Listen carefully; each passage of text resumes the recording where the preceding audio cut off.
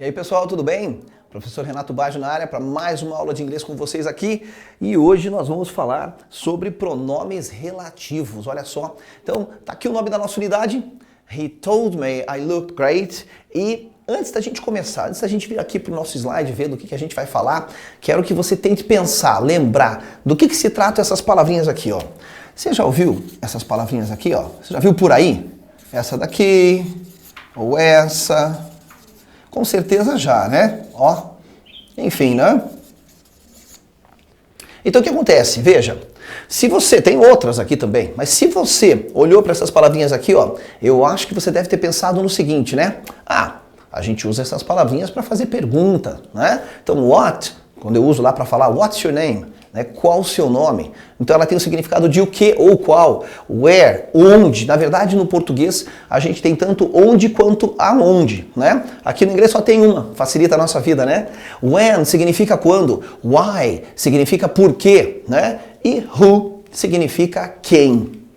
Pois bem, quando você pensa nessas palavrinhas todas para fazer uma pergunta, você está pensando nelas na função de pronome interrogativo, ou seja, está usando elas para fazer pergunta.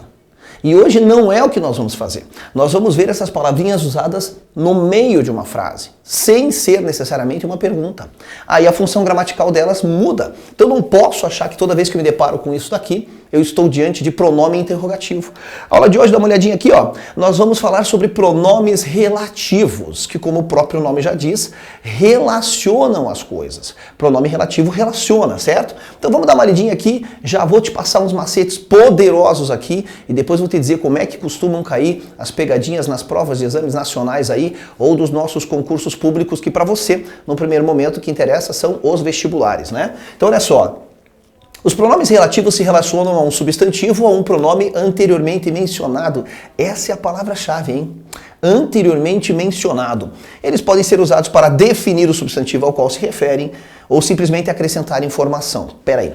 Primeira parte mais importante de todas está aqui, ó. É daqui que vai nascer uma pergunta para você, por exemplo, sobre esse assunto lá no teu vestibular. Então vou fazer um sinal aqui, ó, que eu não quero que você esqueça. Eu acho que você vai esquecer, mas eu não quero que você esqueça. Olha só, ó. Os pronomes relativos sempre... Minha canetinha tá meio ruim, né? Os pronomes relativos sempre se relacionam àquilo que veio antes na frase. Eles sempre se relacionam àquilo que veio antes. É isso que ele quer dizer. E veja, se eles sempre se relacionam àquilo que veio antes e servem para definir ou acrescentar informação ao substantivo, eles vão definir ou acrescentar informação daquilo que veio antes. É sempre assim. Pronomes relativos, olha o nome deles, relacionam elementos da frase. E a tua pergunta vai nascer dessa setinha aqui, ó, que eu acho que você vai esquecer disso nessa aula, mas eu tô aqui para te mostrar como não cair numa cilada. Então dá uma olhadinha aqui, ó. Esses são alguns dos pronomes relativos que nós estudaremos nessa aula, certo? Lembrando que, conforme a gente falou ali no comecinho, eu não vou usar esses caras aqui para fazer pergunta hoje, certo? Mas vamos entender que história é essa de que eles definem o que veio antes, né? Definir o substantivo ao qual se referem. Bom, se eles sempre se referem ao que veio antes, esse substantivo vai estar antes. Então, que história é essa de definir o que veio antes ou de acrescentar informação ao que veio antes? Vamos ao nosso primeiro exemplo. Olha aqui que bacana. A gente tem aqui a nossa primeira frase, ó. The man who was involved in the accident is my cousin. Ou seja, o homem que... Opa! Agora o pronome relativo significa que. O homem que estava envolvido no acidente é meu primo. Cousin, a pronúncia é cousin, serve tanto para primo quanto prima. Beleza. Bom, quando você tem um pronome relativo aqui, ó, ele começa um pedaço de frase. Ele começa um pedaço de frase que vem até aqui, ó. Que estava envolvido no acidente. Então, vamos fazer o seguinte, ó. Vamos ficar com um pedacinho assim, ó. O homem é meu primo. The man is my cousin. Você concorda que se eu disser essa frase para você, a ideia não está completa? Dizer, o homem é meu primo, você vai ficar com vontade de me fazer uma pergunta, não vai? Você vai ficar com vontade de perguntar assim, tá, mas quem que é teu primo? Quem que é o cara? Quem que é esse homem aqui? Que é teu primo? Eu não posso chegar do nada e falar para você, ô meu irmão, o cara é meu primo. Você vai falar, tá, mas que cara? Então aí é que tá. Eu não posso eliminar esse pedaço de frase que tá aqui, ó, que estava envolvido no acidente. Então, este pedaço de frase que começa por um pronome relativo é chamado de relative clause, ou seja, uma frase relativa, certo? Uma oração relativa, tudo bem? E ela está fazendo o que aqui, ó? Você concorda que esse pedaço entrou aqui para definir quem é o meu primo? Quem é o meu primo? O homem que estava envolvido no acidente. Esse pedaço todo define aquilo que veio antes, porque o pronome relativo sempre define o que veio antes. Portanto, esse pedaço de frase é chamado de defining relative clause.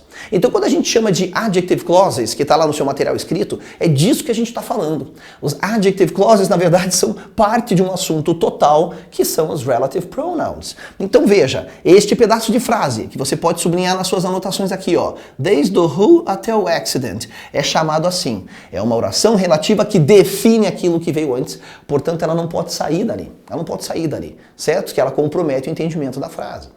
Agora, dá uma olhada na frase aqui de baixo.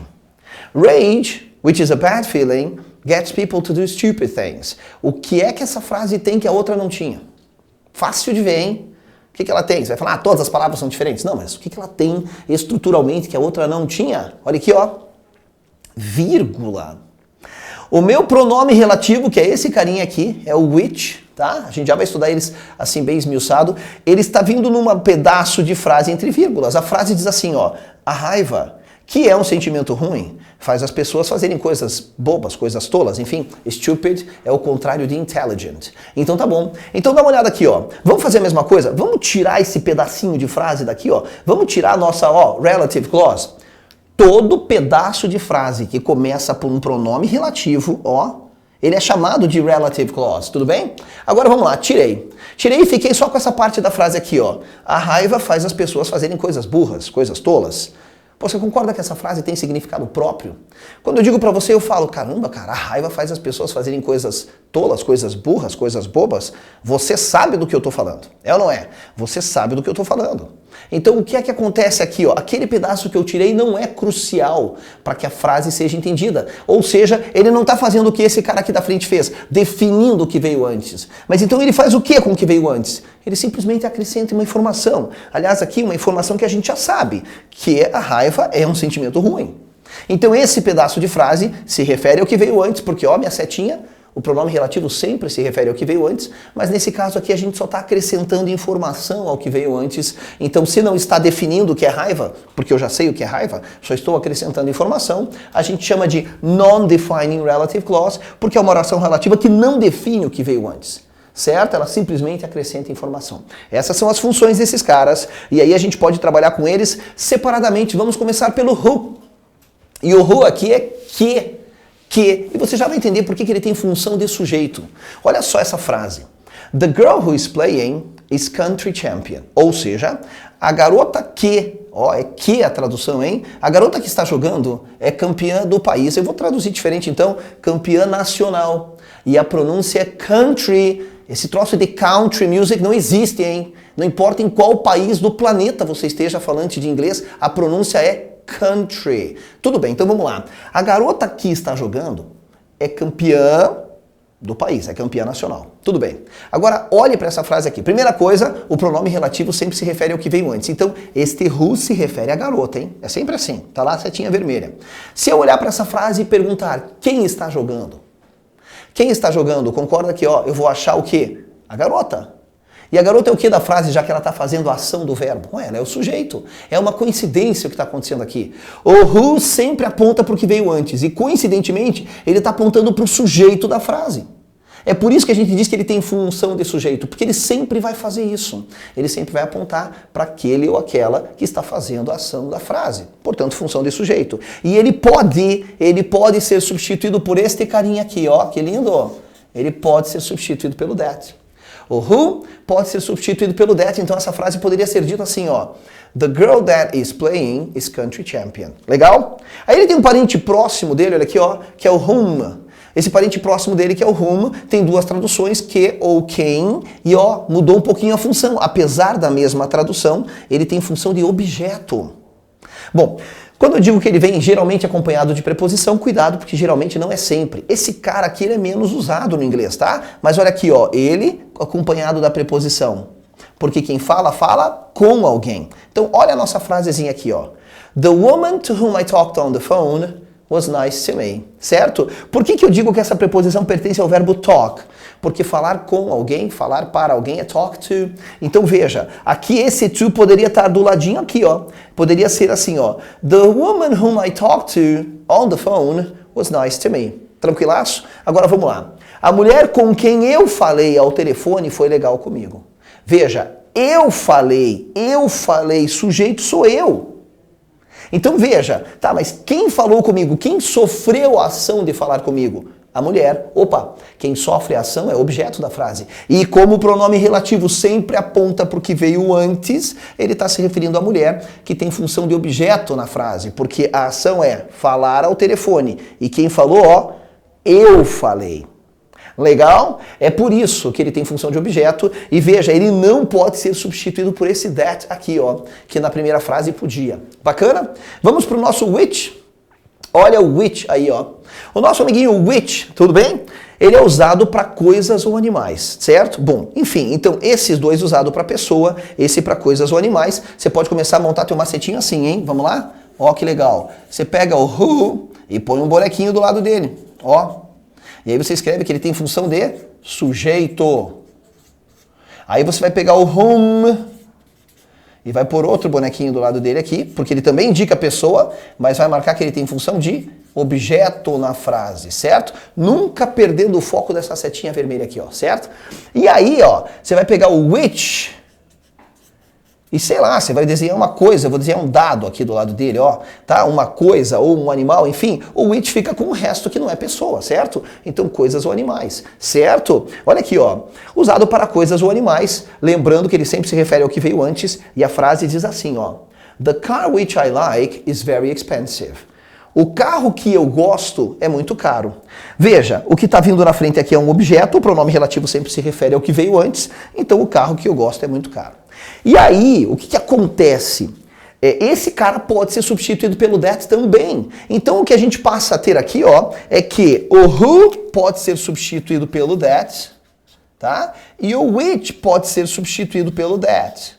Olha que bacana, você começa a perceber que esse tal de that, que também significa que, é um cara meio coringão, né? Ele vai poder entrar aqui, ó, para pessoas ou para coisas ou animais. Legal? Mas não se usa that entre vírgulas. Opa, por que eu estou dizendo isso? Anota aí, ó. Vou voltar um pouquinho. Tá vendo essa frase aqui que tem o which? Eu acabei de te dizer que o which pode ser substituído pelo that. Só faz essa anotaçãozinha aí para mim. Não se usa that na função de pronome relativo, tá? Porque ele pode ser pronome demonstrativo. That pode ser aquele, aquela. That car, aquele carro. Então veja, dentro do que a gente está falando, não se usa that entre vírgulas. Então o that não poderia substituir esse which aqui, ó, porque ele está entre vírgulas. Tudo bem? Bem bacana, deixa eu te contar uma história então para a gente concluir essa nossa primeira aula. E esse assunto aqui a gente vai depreender ele em mais aulas, mas eu tenho que te contar uma coisa porque realmente interfere na sua prova. Certa vez, eu dando aula, uma aula presencial, uma sala bastante grande, tá? Tinha 220 alunos na sala. E aí o que aconteceu? O cara levanta a mão e fala assim para mim, professor, eu tinha acabado de falar desse carinha aqui, hein? Professor, você está ensinando errado. Eu já estava ficando feliz que o cara ia fazer uma pergunta, o cara me manda uma dessa numa sala lotada. Eu falei, nossa, cara, deu até aquele gelo, né? Olhei no quadro, olhei e falei, pô, virei para ele e falei a única coisa que me veio à cabeça, porque eu fiquei procurando o erro, né? Falei para ele assim, ó, não tô não. Sabe o que ele me falou? Ele falou, tá sim, quer que eu prove? Falei, nossa, agora dancei, né? Tá bom, né? Se a gente tá errado, a gente tem que admitir, enfim, mas eu realmente não conseguia ver o erro. E aí eu falei pra ele assim, quero sim, quero que você me prove, onde que você viu algo diferente? E ele falou assim, ó, no ITA, no vestibular do ITA. Cara, ITA, Instituto Tecnológico da Aeronáutica, uma das provas mais difíceis do país, e o ITA não erra na prova deles. Eu falei, pronto, né? Tá bom, dá, manda a frase aí. E o cara me disse que tinha uma questão que era assim, há muito tempo atrás, tá? A questão era mais ou menos assim, ó, tá? Ó. Tá? Broke. Pois bem, era uma questão do tipo assim, qual dos pronomes completa a frase, tá? E aí tinha lá um monte de opções, tá?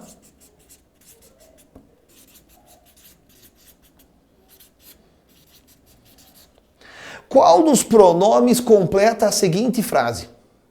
Beleza, o cara escrevi isso aqui no quadro e tal, e o cara virou para mim e falou bem assim, o aluno, né?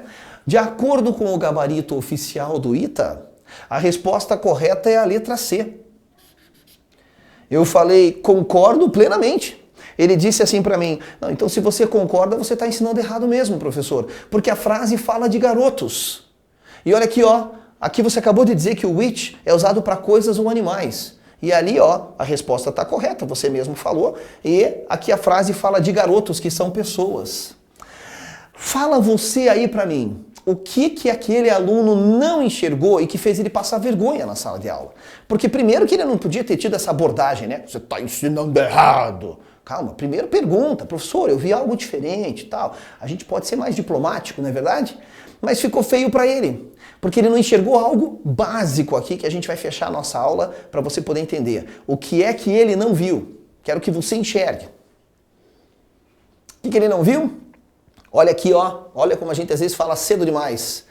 O ITA colocou o que aqui na pergunta? Ó, um baita, eu estou ampliando aqui para você, um baita ponto de interrogação. O ITA não falou nada, mas o ITA queria saber qual era o pronome interrogativo que completa a frase. E realmente o which, quando usado para fazer pergunta, significa qual, no sentido de escolha. Qual dos garotos quebrou a janela? Mas aqui eu estou fazendo pergunta. Daí o which é usado com qualquer coisa. Quando eu estou dentro do assunto de pronomes relativos, que é outra coisa, veja, não é pergunta, o which é usado para coisas ou animais. Sim, eu estava ensinando corretamente, eu ensinando certo e ele ouvindo errado. Então cuidado com isso, às vezes a gente é muito pontual no que a gente fala, mas o aluno não é pontual no que ele ouve e acabou confundindo as coisas, mas que bom que isso aconteceu, porque eu sempre alerto todo mundo a partir disso para você não confundir as funções gramaticais, porque parece que estamos falando da mesma coisa, mas não, certo? E às vezes a pergunta ela parece muito difícil, mas ela está cobrando um conceito básico, certo? Então na aula de hoje estamos e continuaremos mais um tempo ainda falando sobre pronomes relativos, que tem bastante coisa para a gente tratar desse assunto. Valeu? Te vejo na nossa próxima aula sobre pronomes relativos. Bye!